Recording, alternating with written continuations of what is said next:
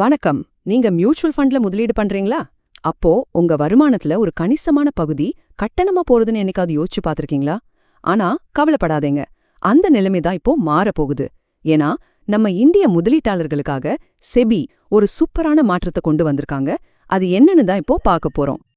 இப்போ ஒரு நேரடியான கேள்வி. உங்க முதலீட்ல இருந்து வர்ற வருமானத்துல கரெக்டா எவ்வளவு சதவீதம் கட்டணங்களுக்காக போகுது?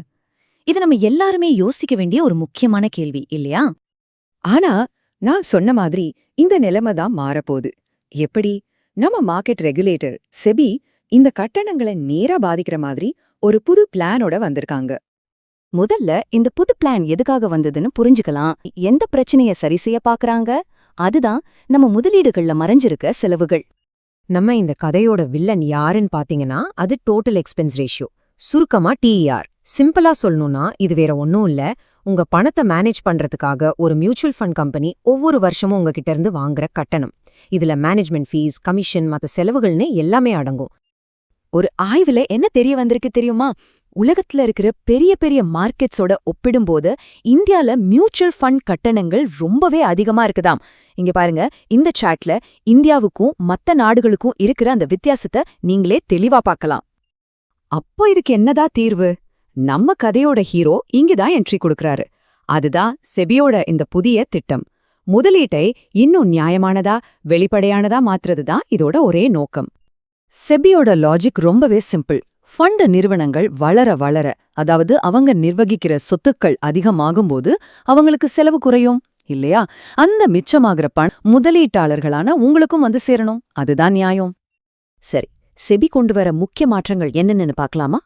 ஒன்னு, ஃபண்டோட சைஸ பொறுத்து TERக்கு ஒரு லிமிட் வைக்கிறது. ரெண்டாவது, விதவிதமான செலவுகளை எல்லாம் ஒன்னா சேர்த்து எளிமையாக்குறது. மூணாவது, தேவையில்லாம கூடுதல் கட்டணம் வசூலிக்கிற ஓட்டைகளை அடைக்கிறது. கடைசியா, முன்பண கமிஷன்களுக்கும் ஒரு கட்டுப்பாடு கொண்டு வரலான்னு யோசிக்கிறாங்க. இதுக்கு முன்னாடி எப்படி இருந்துச்சு? அதிக TER, எக்கச்சக்கமான செலவுகள்னு ரொம்ப குழப்பமா இருந்துச்சு. ஆனா இனிமே எப்படி இருக்க போகுது? TER கம்மியாகும், செலவுகள் எல்லாம் ஒன்னா சேர்க்கப்பட்டு ரொம்ப சிம்பிளா இருக்கும். எல்லாத்துக்கும் மேல நல்ல வெளிப்படைத்தன்மை இருக்கும்.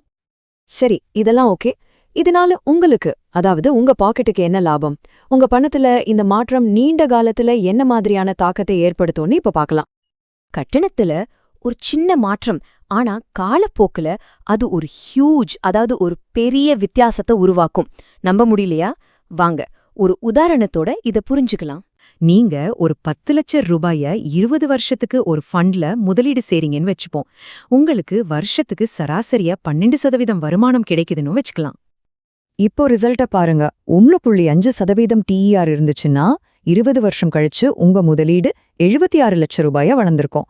ஆனா வெறும் 0.5% கட்டணம் குறைஞ்சா, அதாவது 1% TER இருந்தா உங்க முதலீடு 82 லட்சம் ரூபாயா வளர்ந்திருக்கும். பாத்தீங்களா வித்தியாசத்தை? எவ்ளோ பெரிய வித்தியாசம்! அதாவது இந்த சின்ன கட்டண குறைப்புனால மட்டும் உங்க கையில கூடுதலா சரியா 6 லட்சம் ரூபாய் கிடைக்குது. இதுதாங்க குறைவான கட்டணத்தோட உண்மையான பவர். ஆனா இந்த மாற்றங்களால எல்லாருமே சந்தோஷமா இருக்காங்களான்னு கேட்டா இல்ல. மியூச்சுவல் ஃபண்ட் இண்டஸ்ட்ரி சைட்ல இருந்தும் சில கவலைகள் இருக்கு. அதையும் நம்ம பார்க்கணும். சில ஃபண்ட் நிறுவனங்கள் என்ன சொல்றாங்கன்னா, இப்படி கட்டணங்களை குறைச்சா அது எங்கள மாதிரி சின்ன அசெட் மேனேஜ்மெண்ட் கம்பெனிகளை ரொம்ப பாதிக்கும். புது புது திட்டங்களை கொண்டு வரதுக்கும் இது ஒரு தடையா இருக்கலாம்னு அவங்க தரப்பு வாதத்தை வைக்கிறாங்க. ஆனா முதலீட்டாளரான நம்ம பார்வையில இருந்து பார்த்தா இந்த சீர்திருத்தத்தோட முக்கியமான நோக்கம் என்ன? செயல்திறனை அதிகப்படுத்துறதும் நியாயமான ஒரு சூழலை உருவாக்குறதும் தான். கடைசியில இது முதலீட்டாளரோட நன்மைக்கு தானே. அப்போ சுருக்கமா சொல்லணும்னா, செபியோட இந்த திட்டம் 3 முக்கியமான விஷயங்களை நோக்கி போகுது. 1, செலவுகளை குறைக்கிறது. 2, வெளிப்படைத்தன்மைய அதிகப்படுத்துறது. 3, இந்த சிஸ்டம் மேல மக்களுக்கு நம்பிக்கைய உருவாக்குறது. மொத்தத்துல இது முதலீட்டாளர்களுக்கு சாதகமான ஒரு சூழலை உருவாக்குறதுக்கான ஒரு பெரிய படி. ஆனா கடைசியா நம்ம மனசுல ஒரு முக்கியமான கேள்வி எழும்புது.